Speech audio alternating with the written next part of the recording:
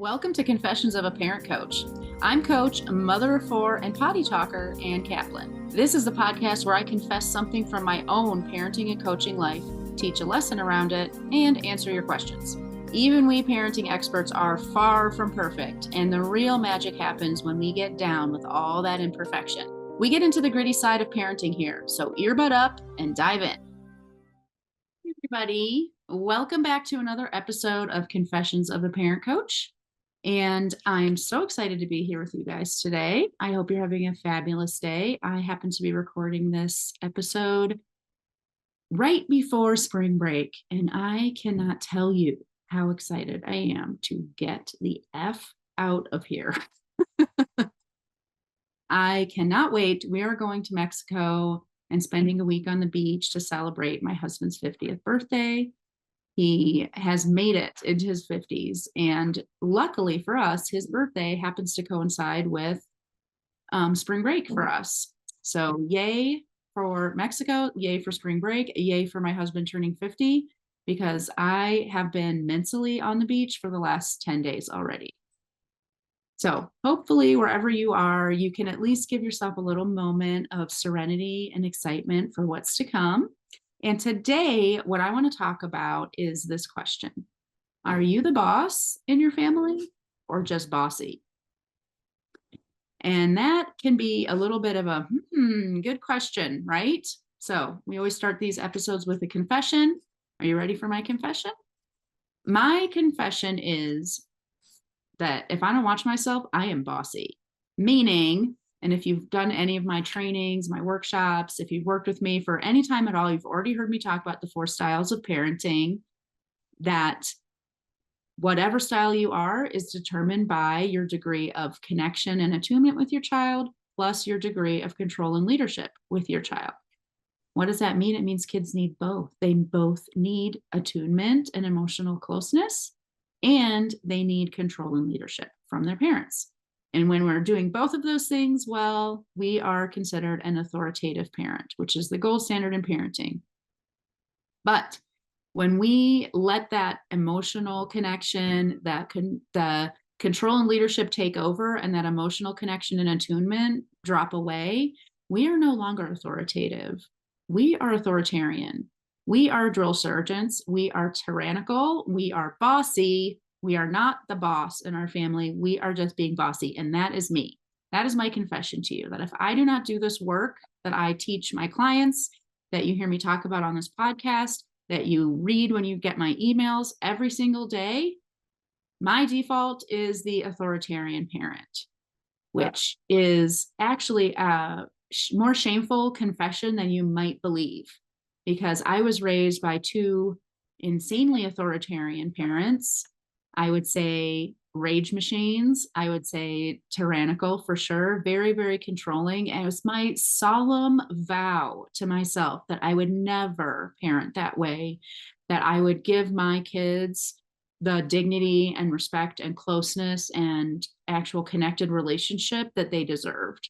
And whenever I find myself slipping into that authoritarian default, I feel so much shame. But guess what?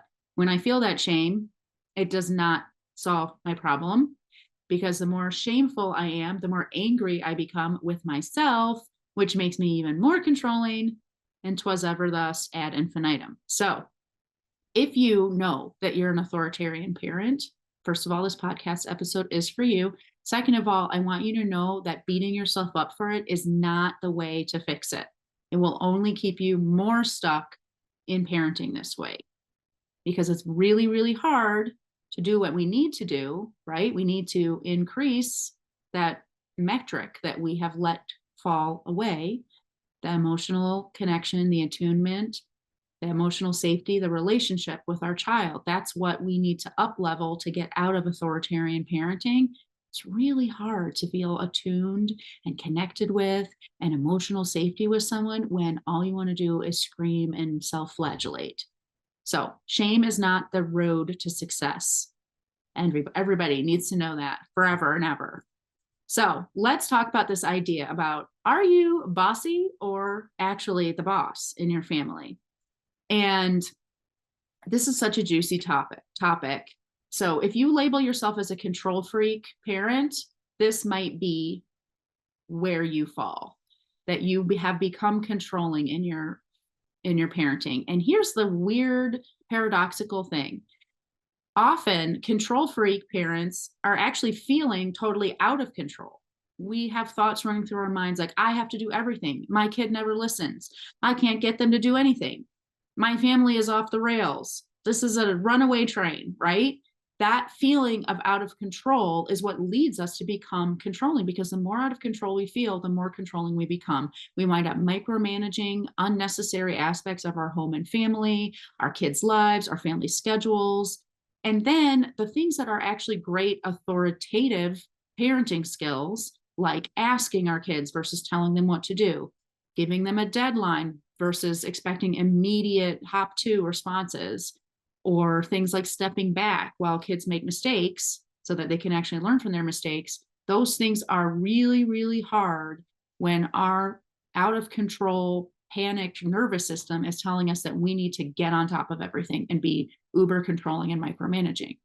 So I want to offer you an alternative thought.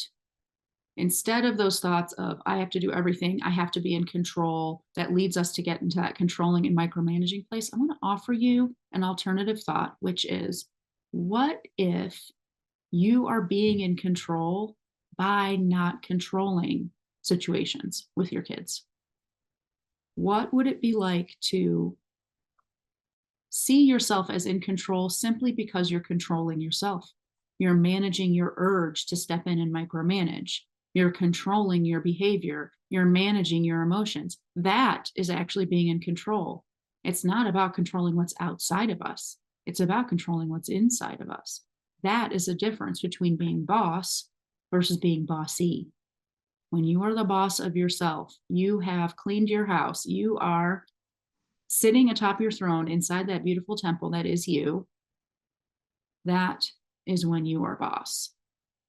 If you choose to let these situations with your kids unfold on their own, not because you can't control it, but because that's what you know is best for your kid, for your relationship with your kid, that is a whole different picture and image of control.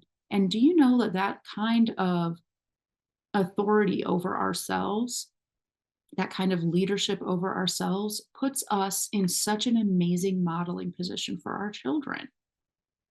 Because now they see what it's like for someone to actually be in control. And that's one of the reasons why a high degree of control and leadership is important for children. So they have that reassurance, like, the grown-ups have got this. I don't need to freak out or worry or be hysterical myself or out of control myself, because there's a grown-up here who's got the situation well in hand. Not by dominating me, not by tyrannizing me, not by losing their temper and screaming. Guess what? Guess how in control you look while you're losing your mind and screaming at your kiddo. Am I right? That does not give our kids the sense of, okay, this situation is well in hand. But when we are calm, we let our children experience the consequences of their decisions. We don't need to be doing for our kids. We show them that we can step back and let them mess up while we sit on our hands and allow that situation to unfold, hold the boundaries, implement the consequences without needing to control the choices that our kids make. Because there is a cognitive process that happens when we set a boundary. Perhaps we ask a kid to do something and we say, I'd like for your room to be picked up before dinner time, perhaps, or it's time for bed. Do you want to brush your teeth first or put your PJs on first? When we ask a child to do something and set a boundary, and then we give them the time and space to think about it and decide to either do what we've asked or not. And then we hold that container by letting them experience the consequence of their choice. That is an important cognitive process that happens best when it's uninterrupted. Now imagine instead you say, hey, it's time to go to bed. Go put your PJs on. We're not asking, we're telling. We're not giving choice or agency. Go put your PJs on. And then they don't do it right away. And then we remind them 100 times. And then as soon as we lose our temper, and pretty soon we're screaming at them while shoving their arms through the holes of their PJs, right? That cognitive process is not happening then. Instead, they're going through a process of a really intense emotional relationship moment with us. That's not great.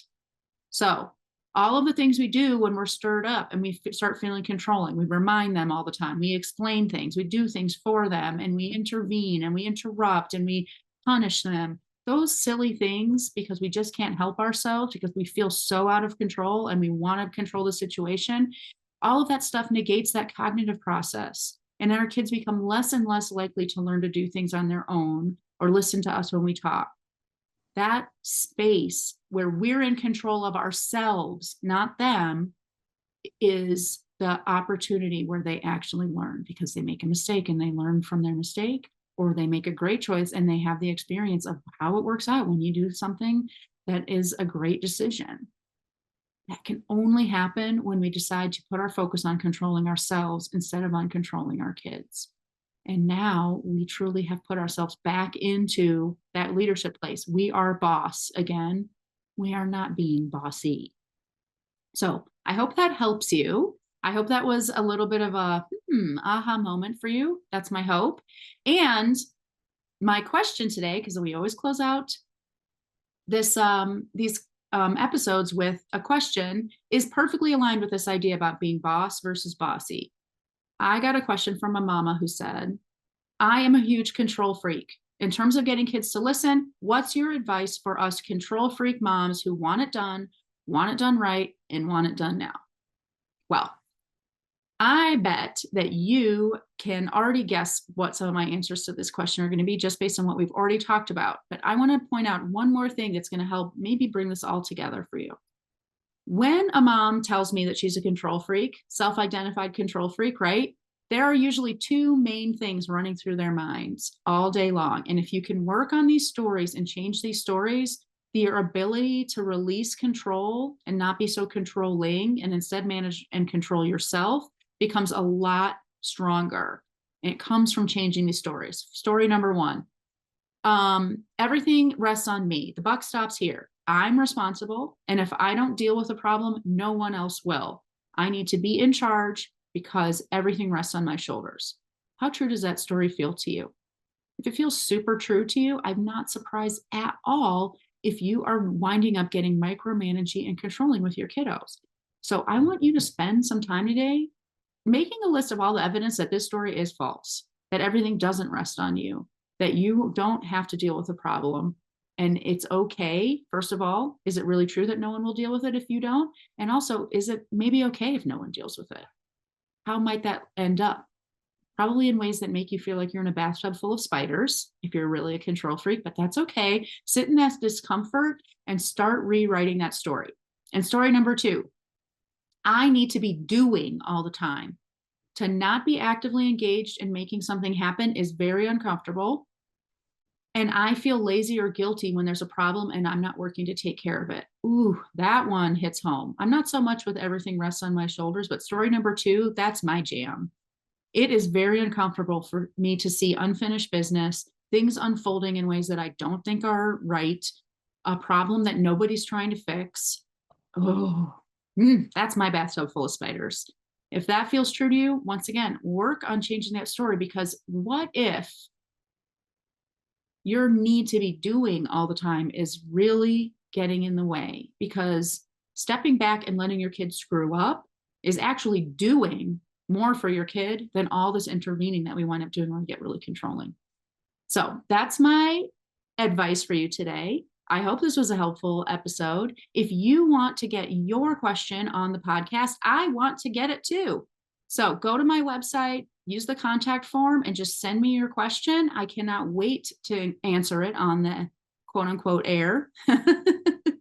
And stay tuned for next week, when you'll get another episode of Confessions of a Parent Coach. Bye, everybody.